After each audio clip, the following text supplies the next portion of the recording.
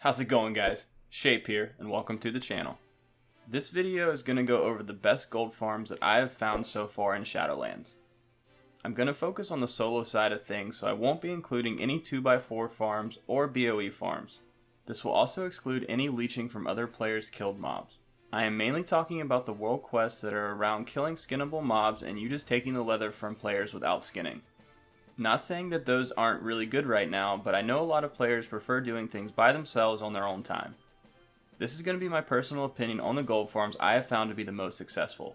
I highly recommend you checking your auction house before doing any of these farms I'm about to go over and see which ones are worth it on your server. The first farm I wanted to cover is located in Arden Wheel. You're going to want to have a max level character that is also a skinner to make this farm as successful as possible. You want to target all the horse-like mobs in this area. Here's the best route that I have found to do this. Unless you have a ton of other people doing this farm at the same time, you're never going to run out of mobs to kill on this route. The main source of gold from these mobs is going to be the leather, but they do drop a good amount of meat as well, so take that into account for the total farm. If you don't have skinning, you could still do this farm for the meat and make a decent profit, but there are going to be other farms for the meat where you can average more an hour, and I will discuss that later. For an hour's worth of farming this route and killing these mobs, you're going to average around 2,000 desolate leather, 50 heavy desolate leather, 150 callous hide, and 20 heavy callous hides. As I said earlier, they will also drop a good amount of meat as well. The average of meat for an hour's worth of your time, you will get 30 creeping crawler meat, 40 shadowy shanks, and 80 tenebrous ribs. The current average price is a little over 2 gold for desolate leather, 20 gold for heavy desolate leather, 180 gold for callous hide, and 1800 gold for heavy callous hide. The average price for creeping crawler meat is 69 gold, 45 gold for shadowy shank, and 110 gold for tenebrous ribs. That means for an hour's worth of your time farming these mobs, you will have a little over 81,000 gold. This farm is absolutely insane value right now, and it should be a top priority for you to be doing daily if you're able to. The next farm I'm going to cover is going to be located in Bastion. This is going to be the tenebrous ribs farms we talked about a few weeks ago. As I anticipated, with the release of Raid and Mythic Plus, we saw a huge increase in this farm's value, but it has come down a little bit now and is around what we went over in the video. The current US average is 110 gold, which is still really good.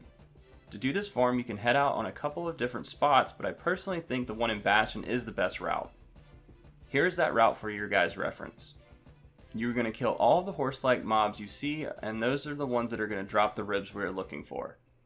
If this route is crowded, then head over to one of the other spots I mentioned. If you missed that video, I will link it in the description below so you guys can check it out. Now let's get into the more important things that you guys are worried about, the gold per hour you will get from this. I'm going to base this off a US average sales price, so your server may be higher or lower than this, and I would check that before doing this farm. For an hour's worth of your time, you're going to be averaging around 140 to 150 tenebrous ribs and 50 to 60 shadowy shanks. At 110 gold per rib, that would be just under 17,000 gold and another 2,700 gold for the shadowy shanks. That means you will average almost 20,000 gold just from the meat part of this farm. If you have a skinner to do this as well, then you're going to be starting to rack up some serious gold here. For the same hour you are farming, if you skin as well, you will average around 1,000 desolate leather, 24 heavy desolate leather, 55 callous hide, and 14 heavy callous hides. Using that same US average price for all of that, you're going to add even more to this farm than the meat part. Once you add it all together, you have almost 38,000 gold from the leather side. It has actually increased in overall price since we talked about it a few weeks ago, as some of the leather prices have gone up a little. I don't see this going down anytime soon while players are still trying to max out their profession and get ranked 4s in leatherworking. For both of the farms, that is close to 60,000 gold for an hour's worth of your time. The third farm is going to take us back out to Ardenwheel. The mob to target here is the Gorm Raveners. Here's the best spot I have found for this mob. I actually covered this farm a few weeks ago on the best skinning spots video, and it has really maintained a very low presence on the server and no one really is doing it, so it's still a good farm. This is going to be another skinning farm, as the main source of gold is going to be leather. The spawn rate is a little slower than the previous 2 spots we went over, but there is a lot of these in the zone, so you shouldn't run out of things to kill before the first group respawns.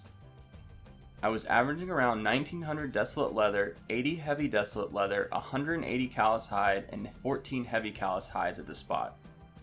Going off the US mean prices I listed earlier, that means we would have a little over 4,200 gold for the desolate leather, 1600 gold for the heavy desolate leather, 32,000 gold for the callous hide, and 25,000 gold for the heavy callous hide. That all totals up to a little over 63,000 gold for an hour's worth of your time at this spot in Ardenwheel. This is a great spot as it is part of a main quest line in Ardenwheel, so you might be able to snag some free skinning off the mobs that others have already killed. I would say this is right up there with the Bastion spot in terms of profitability, but this gives you an alternative farm to the Bastion if it is overcrowded. There isn't as much meat off this farm, but you can still add a few thousand more gold if you include the meat, so keep that in mind. Alright, I know you guys are tired of hearing me talk about skinning farms, and I get it, but I can't help how good it is at the moment, and it is one of the best ways to make gold. I did want to cover another non-skinning gold farm just for those for whatever reason haven't come over to the dark side yet and learned skinning. There may have been some other skinning farms that will be better gold per hour than this, but I wanted to show some other professions some love. This farm is going to require you to have herbalism and is going to take us out to Rivendreth. Widowbloom is going to be the herb found in Rivendreth. Here's the best route I have found to farm Widowbloom in this area. This route avoids the whole upper section of the map, which includes the castle Nathria, because it doesn't really have too many herbs located there and there are a lot of mobs. If you stay in the bottom section of the map, it is a little better in terms of farming, but it still can be challenging at times with all the terrain.